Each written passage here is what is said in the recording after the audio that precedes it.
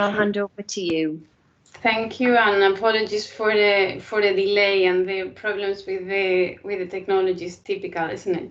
So, but great that some of you could join this afternoon, and these are part of the reflection of what I do for a living, but also as a parent of children in year 4 and year 6. And I guess being in the digital committee just has made me reflect on some of the challenges that we're all going through as parents, and I wanted to share some of those thoughts with you. So apologies, I'm gonna have to scroll through the slides, so apologies if it's not quite as seamless as I would have liked. And but I wanted to, a bit of a reflection, being part of the digital committee. A lot of the things that we discuss there is like, what do we do about blocking certain apps, setting times of access to the computer, and what happens with video games, and we're kind of stuck in all of these everyday issues. And I thought it would be interesting to just take a step back and think about, are those really the right questions we should be asking ourselves, and issues that we need to be resolving, or is there a bigger issue that we need to be addressing, which is how technology is transforming and is having an impact in our children's life, in the world at large, and in education. So from this session today, I guess there are 3 key messages I wanted to leave with you, and I'll give them to you up front, and we'll round them up at the end. But the first one is that technologies are changing at an unprecedented rate, and I'll illustrate that briefly. And the second point is that these new technologies are actually needing a new set of skills so that we can be ready for how work is going to change in the future. And the third point from a university perspective is that we are also being disrupted and need to be adapting so that we can actually get students ready for that future of work. So on the first point of the digital transition, I wanted to highlight how, technology is now accessible to so many people. It's about more than 60% of the world population has access to the internet. It's been a major disruptor of the world, and you can see how those figures are increasing year on year. It's absolutely tremendous, and this technology is at everyone's fingertips. It's one that is not only changing industries, but as you know, it's changing everyone's life. And I wanted to share this statistic with you of how, industries have been impacted by this. And this is a reflection of research and development investment, and how that has transformed from 2004, as you see the striped line, and what it is today. So, and it's not that long ago, 2004, most of the R&D investment was coming from companies in the pharma sector, automotive. Today, 50% of these top 20 investors are companies in the digital space. Alphabet is the trading name for Google. So these are the companies that are putting the big investment to develop the innovations for the future. So if I go to the next slide, and the big next disruptor is going to be artificial intelligence. This is what people define as the next general purpose technology, something that is, like electricity did back in the 19th century, not only disrupted an industry, but created a whole set of products around it. Artificial intelligence is going to be the next thing, that is going to inspire a lot of complementary innovations across the whole economy.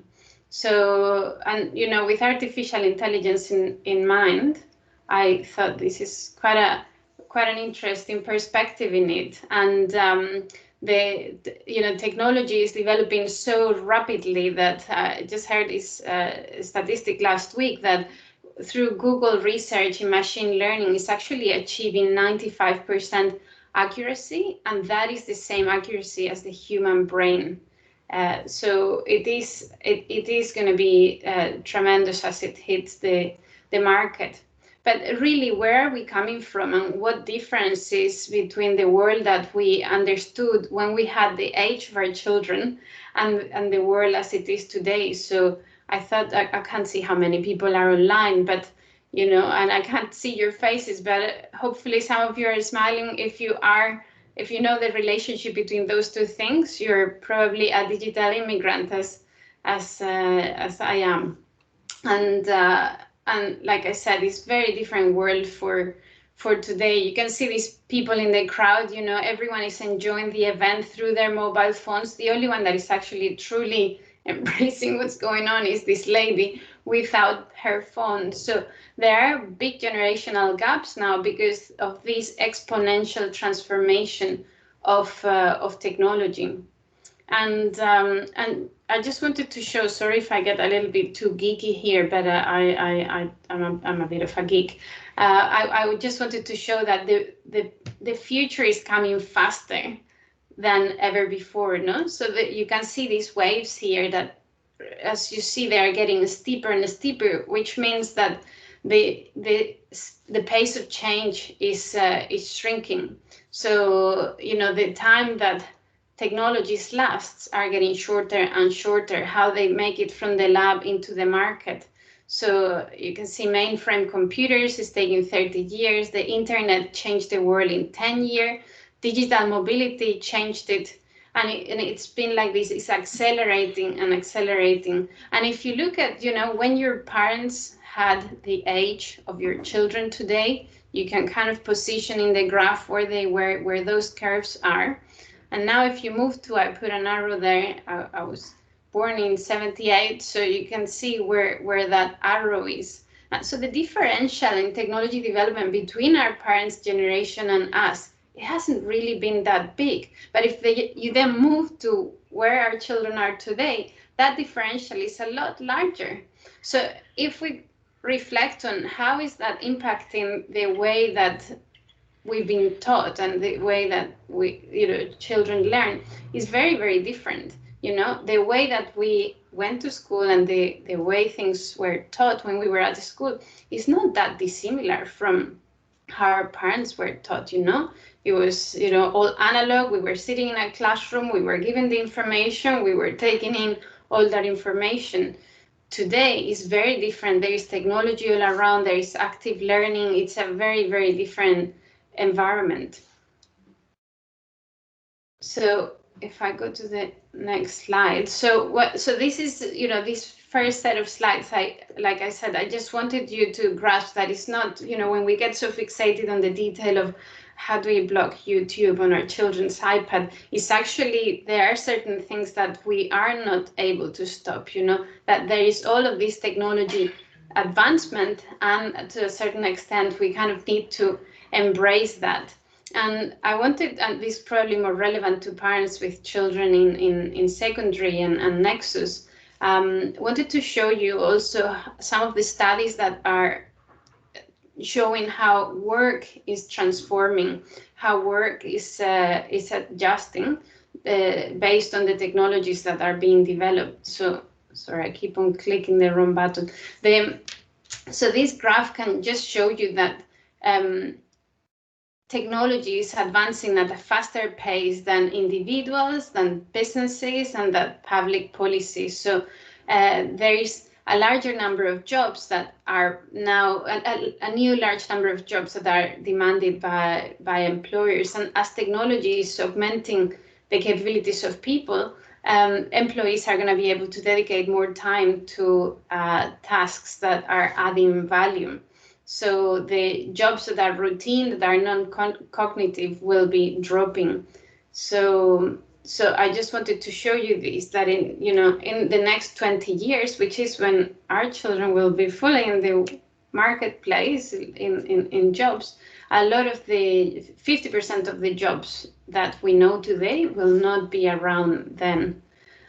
This is a very funny video that I won't even attempt to play, Emma, because it might crash even more the whole thing. So I'll just go on to the next one. So if we look into the jobs that are being in high demand at the moment, and those where the demand is decreasing are listed there. I hope you can actually see, and the screen is not too small. I can't make it any bigger.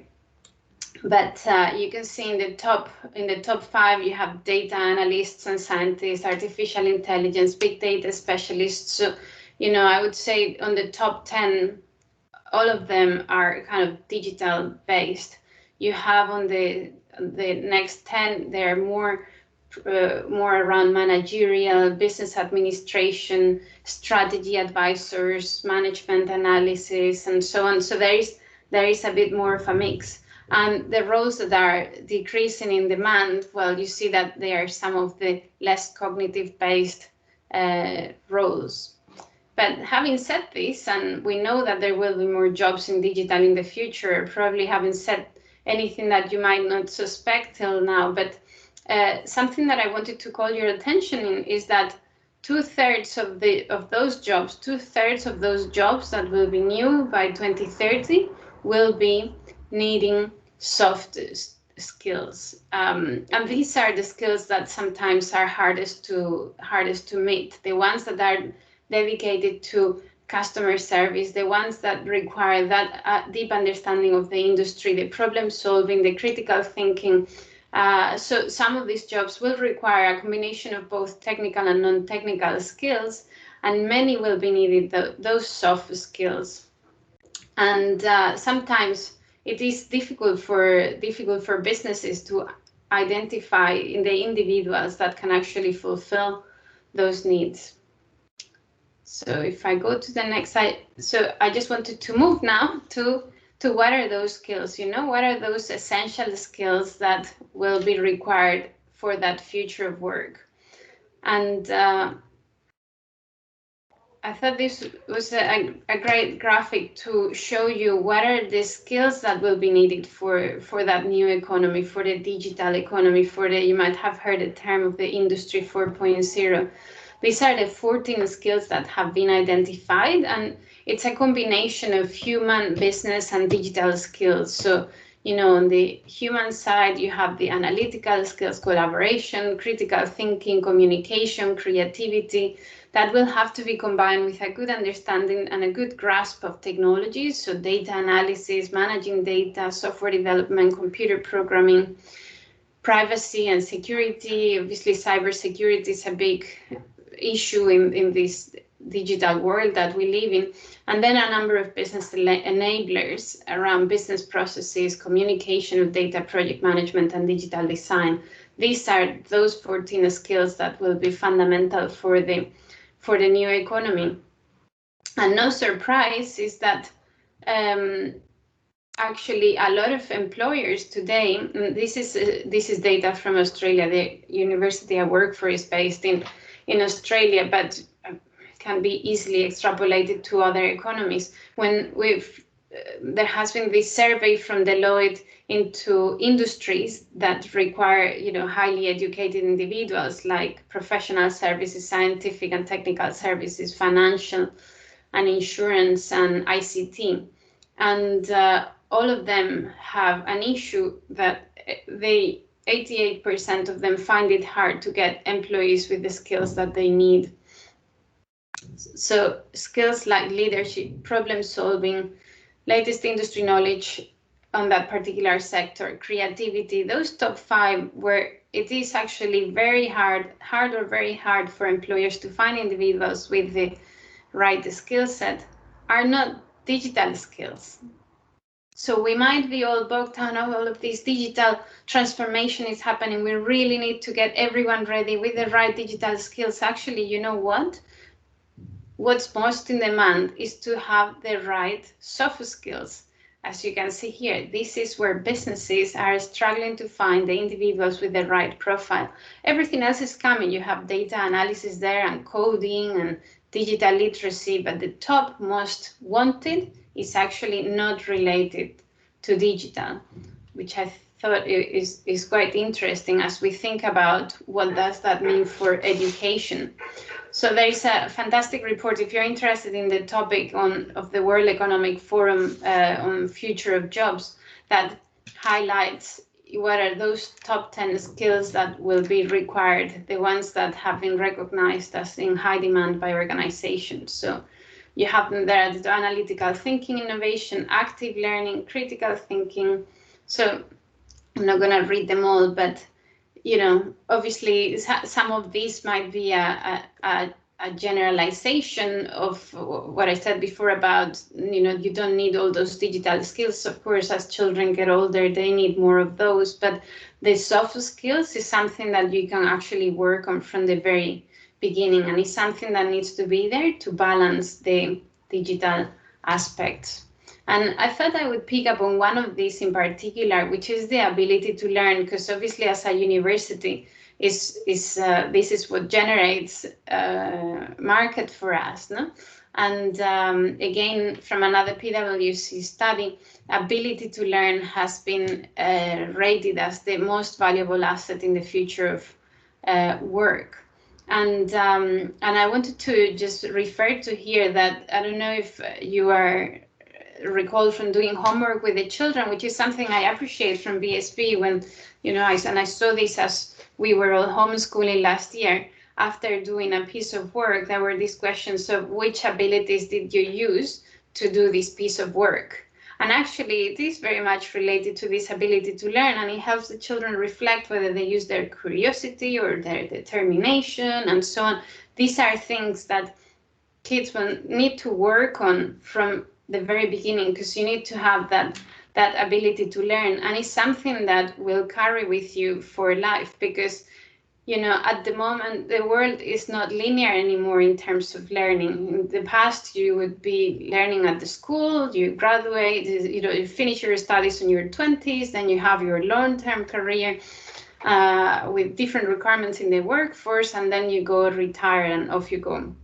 But the world is not like this anymore, It's not about stopping when you retire for a starter, and then throughout your job you might have 4 different careers. So you do need to have that attitude to learning and the abilities to cope with this changing environment that I described earlier. So learning becomes something that you do through life, and that's what's going to make you competitive, and it's what's going to keep you in the job, and it's what's going to make you create your own businesses if that's the route you want to go. So it's very important that from the very beginning of education, schools are looking into how to foster those abilities and that capability to learn, that provide that foundation for learning from a very young age.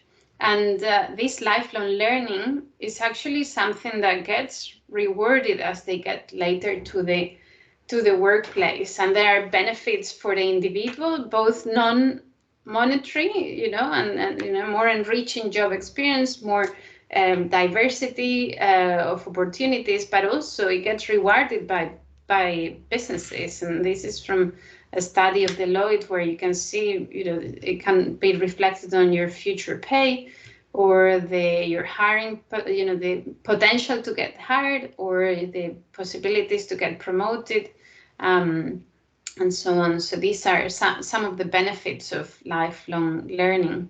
There are a couple of other things that were in the earlier slide about the skills that are necessary for the future of work. And one of the ones was about critical thinking, which I thought it was quite interesting, because data analytics was there on the top 1 job that will be required by 2030.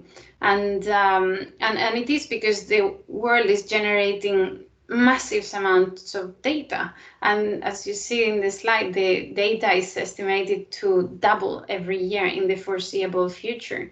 And, how I reflect on this critical thinking for what it means for our children is that, like, as a mother, I absolutely hate YouTube.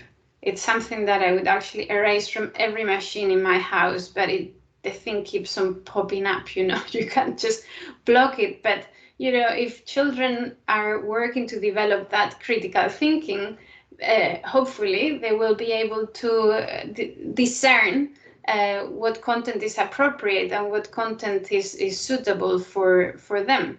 And I think the same goes with video games. You know, if they have that critical thinking, they'll be able to choose games that are helping them gain some skills, or, you know, they hopefully kind of reflect on the choices that they made in a better way. So, you know, as we cannot erase those apps from every device, maybe just there is a certain element of kind of embracing them, but, you know, help the children get those soft skills that will help them make better choices. And I just found funny talking to a work colleague that was saying to me, as I said that I hate YouTube, he said, oh, I hate Roblox. And I was saying, you know, how there are actually some really good games in Roblox that can help children learn about strategy or how to run a business with these pizza restaurant options. That there's a fun one about pizza restaurants. Anyway, so it's good that they can use them to develop those skills, and just I told him to embrace it. Roblox actually floated in the stock exchange a month ago, so you can always go and invest in it. If you can't beat it, just join your enemy. So that's on data. And maybe the last one I wanted to touch on that list of skills was emotional intelligence. And again, one that will be fundamental to combine with the hard skills, with the analytical skills to get to success, you know, for the individuals. And these are all about how to work with people, how to cooperate with others, how you can teach others, how you can make other people feel attended and welcome, and how you develop your empathy. And again, I think credit to BSB on this one, because of all the work they've put into the well-being initiative, which is actually simply having conversations about how you feel, is something that certainly I did not do at my school when I was a child, and it's something that, you know, many of us only learn as adults, you know, to have that reflection on how you're feeling and how you need to kind of listen to yourself, and how you can use that to listen to others better. So those are the main two things I wanted to say about technology, skills, future of work. And now I will just say a couple of things about universities and how working for a higher education institution, I can let you know how things are actually changing at universities. And I don't know, the university I work for is the Royal Melbourne Institute for Technology, RMIT. We are one of the largest universities of Australia. We have about 90,000 students. So it's huge. We have campuses in Vietnam, in Singapore, hundreds of articulations agreements in Asia, across China and India, and a small hub in Barcelona, which is the one where I work. And so I can tell you what interpretation we've made of the impact of technology on how we operate as an institution. And one of the things I wanted to highlight is that, you know, diplomas and degrees is the old currency of knowledge, you know, even though it's hard for us to say, but it is being put in question, you know, what is the value of getting an engineering degree in a world where technology and soft skills is really being transformational. So here you can see how the disruption of technology is having an impact on the probable and possible futures for education. So technology is going to change by having artificial intelligence teaching assistants, the use of virtual reality and augmented reality in learning. We're creating also nano degrees. So we're designing something that we call learning pills. Being close to industry has also become very important. So apprenticeships, internships, working on industry challenges is now front of mind of many universities. So there is certainly a transformation going on, both in how the students need to learn by themselves in the institution, but then also how we consider the way credentials need to be done. So degrees that are the old currency, the new currency is actually this personal knowledge portfolio, because the students and graduates will want to be able to accredit for those soft skills that they are learning, which are the ones that, as I said, are the ones that are being required by industry. So you might have your degree on engineering, on business, on whatever it is, on marketing, but we will also need to help the student accredit how have they learned to work agile, how have they learned to collaborate with others, how are they building their cultural intelligence. So we are working to develop ways to accredit those soft skills. And this is how universities are transforming today, because a degree is not enough. It's not gonna give you what you need to go into that world of work. The student needs to be at the center. That's how, we talk about our students as our clients. We are unbundling the degree, as it says there. We are abolishing exams. We don't have exams at RMIT. It's all about authentic assessment. It's about making sure that they learned that they've absorbed what we've taught them, not that they regurgitate it. And very much in close cooperation with industry. This is how universities are transforming today. It's not for all of them. There are, universities are slow paced. Sometimes it's like dinosaurs, but this is how the world is changing. So just some slides about RMIT and how we're translating those needs for the future into what we do today. And this is a picture of one of our buildings. If you ever have the chance to go to Melbourne, you will find RMIT buildings all over the city, and we love our wacky architecture. Sorry, this was a hidden slide. So I mentioned this before. We have campuses in Melbourne, campuses in Vietnam. We have presence in Singapore and the hub in Barcelona. And just to show you a little bit more about us, in case you're interested, or there are parents in secondary considering universities and are happy to send their children to the other side of the world. I can just some quick stats about RMIT. We're in the top 1 universities in the world. We have in the top 100 in terms of graduate employment, as in students finding jobs as soon as they graduate. And we have more than 10,000 industry partners across Australia, and about 1,000 or so that we facilitate from Europe as well. We have partner institutions all over the world, and about $50 million worth of research projects only last year.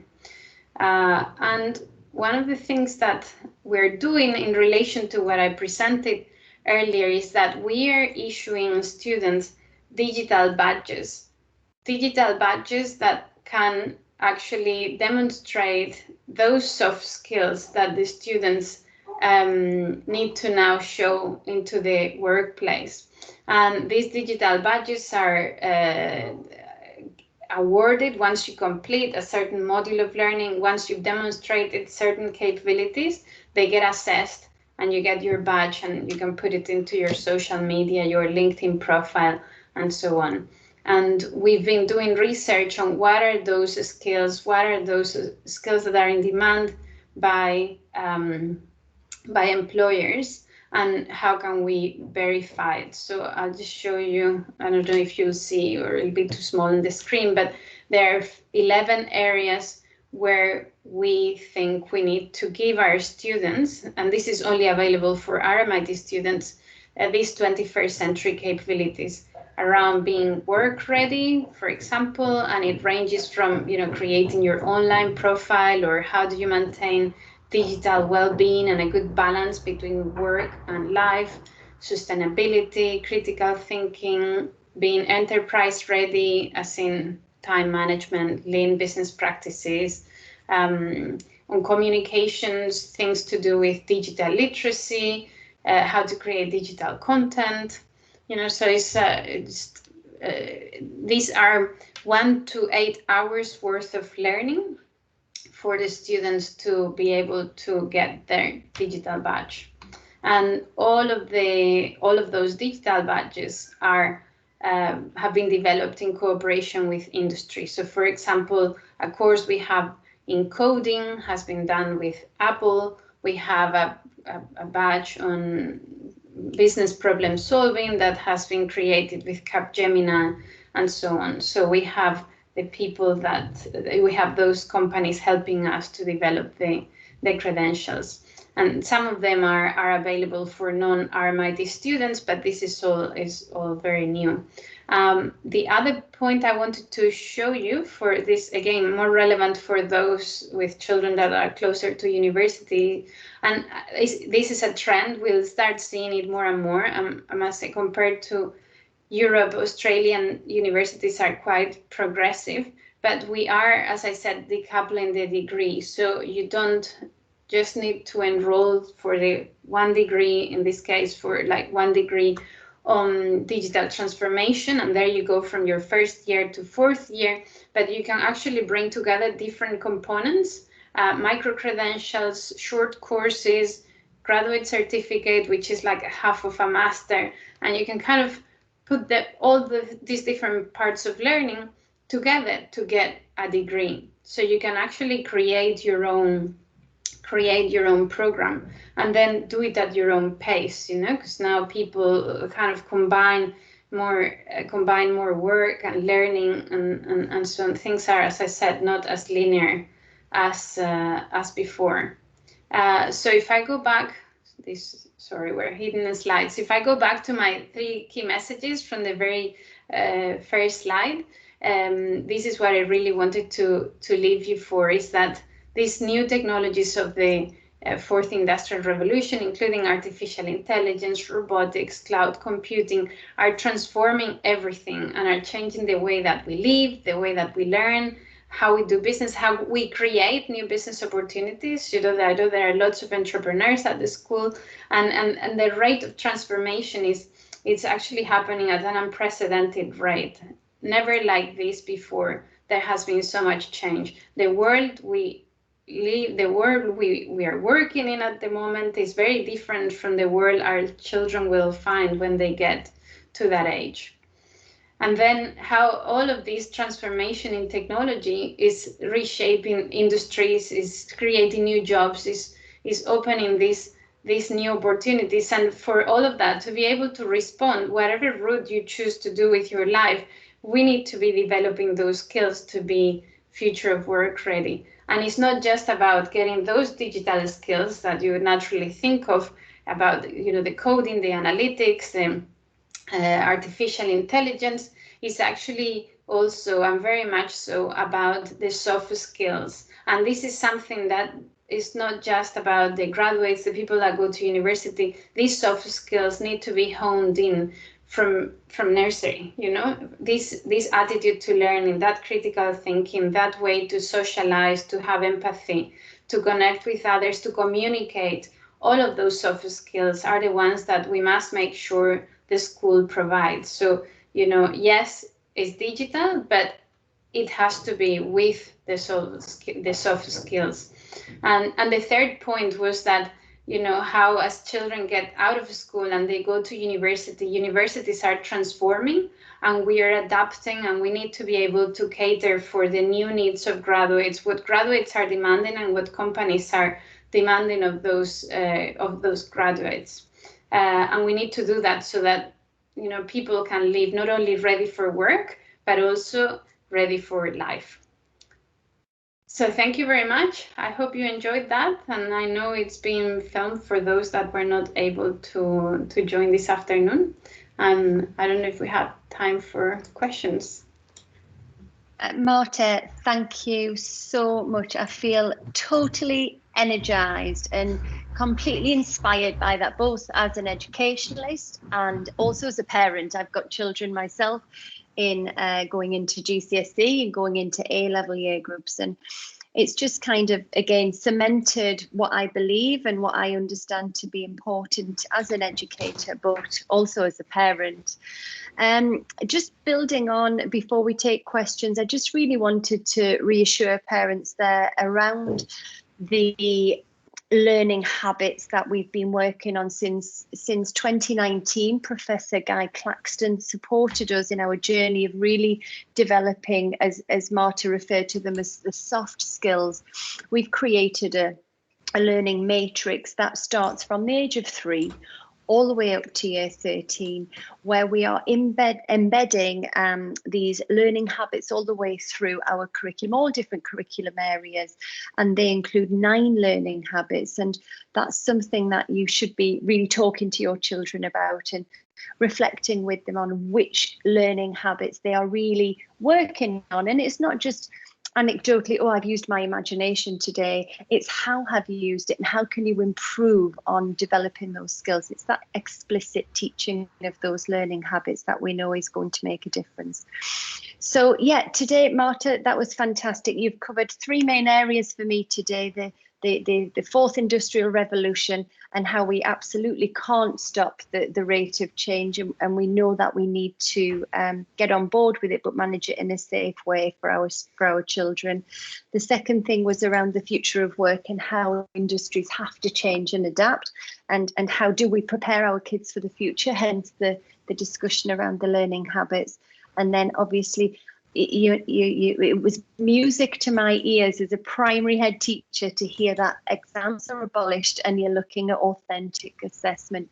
It really is great to see, and I know that at the moment we have still quite a Victorian system and we still have the GCSE and the A-level testing, but really there is something to be said about making sure that children really do understand concepts and the knowledge can be explored and gained at any point. So thank you. They're my reflections. I've just popped in the chat right now. I'm just sending it a link to a survey. It's literally kind of touching on those 3 areas that Marta's alluded to today. And just to gain your reflections, it would really help us as we prepare for any future webinars and to reflect on today's webinar as well.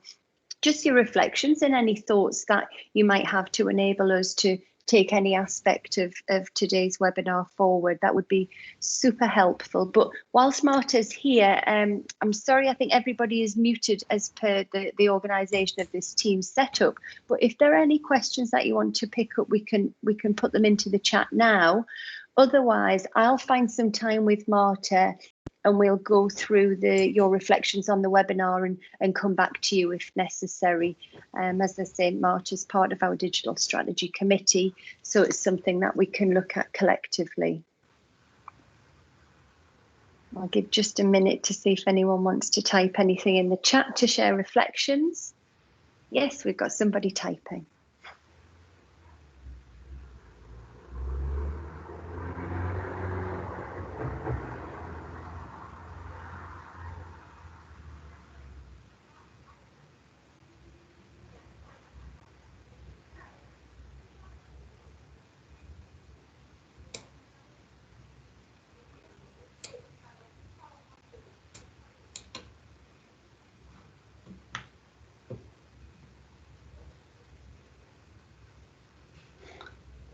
Well, whilst they get typed, as you picked up on the doing exams disappear.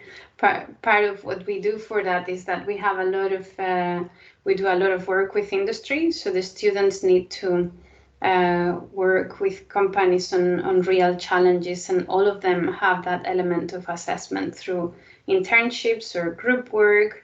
And they get feedback. So by the time they leave, they not only have their degree, but they also have already, a ready curriculum. Yeah, Pablo, puedes preguntar en español, sin problema.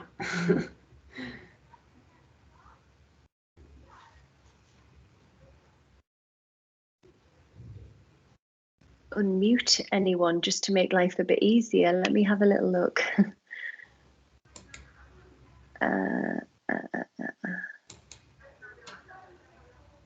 You can allow to unmute, I think. Yes, Pablo, please unmute yourself. and it's probably easier for you to ask. Ok, ¿cómo están? Primero, gracias por la presentación, Marta, muy interesante y como bien decías, Emma, muy alineado con la realidad que estamos viviendo todos los días como padres, como profesionales y un mundo que va acelerando, como tú lo dijiste, exponencialmente, no, combinatoriamente, ¿no? O sea, más que exponencial. Y quería hablar un poco de las soft skills que mencionabas. Y entender que ya sea el RMIT o la universidad que sea, ¿qué están pensando respecto de cómo certificar una soft skill, entendiendo que una certificación de una technical skill es más que nada comprobable a través de un examen, ¿no? Pero hoy estamos cambiando el paradigma de dejar los exámenes y tratar de demostrar comportamientos, hábitos y demás. Entonces la soft skill requiere de una demostración de que ese hábito se ha logrado, ¿no? Ya sea la empatía. La empatía uno puede explicar que es la empatía de ponerse en los pies del otro, entenderlo, contextualizar lo que está sucediendo, pero la realidad es que uno va a determinar que es empático viviendo y experimentándolo. ¿Cómo están pensando certificar esas soft skills? Te puedo dar I'm going to answer in Spanish. But if you want, you can answer in English because I understand, but it's difficult for me to explain it in English, so you can start in English, no problem. Okay, so the question was, well, how are we as a university looking to certify those soft skills, those that are not necessarily so easily measurable through a more quantitative assessment, right? Like you would do with an exam. So maybe one of the things that we've done, and to give you an example of a micro-credential that we've developed, is one on cross-cultural communication, for example. And there is another one that is coupled with that, which is about building your cultural intelligence. So not so much about emotional intelligence, but cultural intelligence, how you relate for people from different nationalities and so on. And we do that through something that is called our Global Leadership Initiative. And it's a program where we bring together students from across the whole university. And bearing in mind that RMIT is a university with 30% of our students are international. So you're going to have a lot of Asian students there into the mix. So we can internationalize at home, without having to send them overseas. So we bring together this very diverse group of students, and they work on a challenge like we did last year, for example. We brought them together in Melbourne to work on a challenge for the city of Ho Chi Minh in Vietnam. That challenge was presented by the mayor of Ho Chi Minh. The students had to come together in groups that had been engineered to allow as much diversity as possible, students from different disciplines, students from different nationalities, and they worked together over the course of a week with each other to kind of try to solve this problem. Very curated, lots of workshops. By the end of the week, each of this group had to pitch the response back to the mayor of Ho Chi Minh and make sure that they got their feedback and it was sensible and all of that. Like I said, fairly curated. We helped them prepare their pitch. We helped them with frameworks and so on. So that behavior was observed throughout the week, and in addition to that, they had to do like an assessment through an online module where you kind of read and have to check questions, and something that would be more like what you would expect of an online learning module. But it was through observation that we did that. So it's not just what you do through a screen by reading and learning and spitting it back. It's also observation of how they learn, how they behave with their peers, what the feedback is from the other peers. So they kind of like cross-assess each other. So that's an example of how we've done it. Okay, perfect. Great. Thank you very much.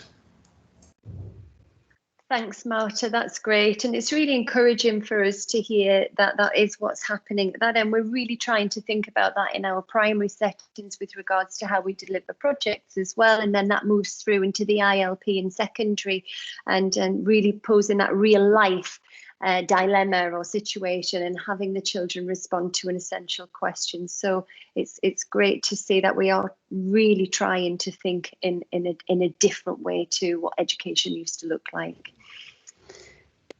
And actually recently I was in a presentation that some of this network of private schools in Australia was doing. Is the largest private school group. They have schools in Asia and all over Australia and so on. So largest in Asia Pacific, and they are doing more in terms of integrating their secondary with university. And it was interesting to hear that the same exercise that we were doing of the micro-credentials, of the working with industry and so on, it was actually coming down to secondary. So the lines between and they were working closely with universities. So the lines were kind of getting more blurry between high school and the equivalent of year 12 and 13 and universities. Brilliant. Great. And some good news as well. Obviously Marta was sharing the notion of the digital badges with you, and that's something that we are looking to explore in secondary, but also we're currently having our digital leaders trained in their Apple teacher badges. So they're already starting to think about kind of those digital skills and then taking forward into the soft skills. So that's definitely an area that Marta's helping us to explore going forward. Well, Marta, thanks. It's been really great, really inspiring, and I'm sure the parents who've joined the call would have enjoyed it as well. Don't worry about your slides. It was perfect. We still managed to hear everything. But what we'd like to ask you to do is to share those slides with us so we can share them with the parents more widely, and they can probably read them at their own pace if you don't mind sharing some of your slides there, and perhaps the link to the funny video as well, like you said. Yes. I would now I want to see it. So we'll pop them in our Cognita Connect hub at some point, and our marketing team, our communications team will share that with the community. I will stop recording now, and I will say thank you to everybody, and have a lovely evening. Thanks for Marta, and thanks to everyone for attending. Okay. And